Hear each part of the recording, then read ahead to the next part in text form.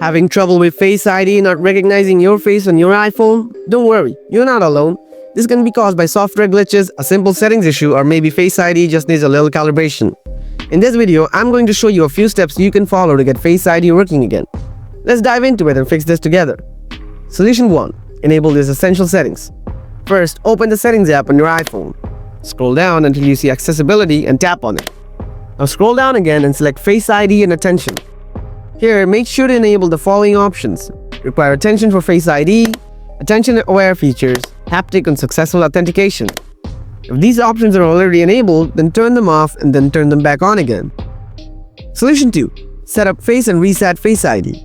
Now go back to Settings. Scroll down and tap Face ID and Passcode. Enter your passcode when prompted. Scroll down again and tap Set up an alternate Face ID. Follow the on-screen instructions to complete the setup.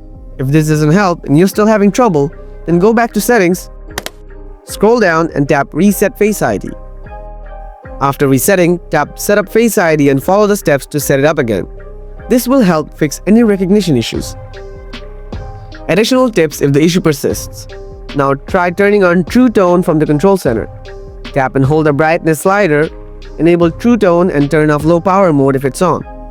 After that, check if there's an iOS update available for your iPhone. An update to see if that resolves the issue.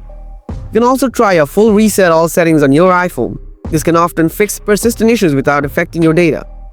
If none of this works, there might be a hardware issue and reaching out to Apple support would be the best option.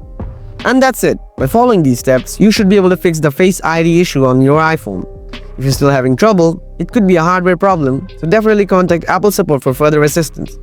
I hope these tips help, but let me know in the comments if you have any other questions or if you need any more help. See you in the next video.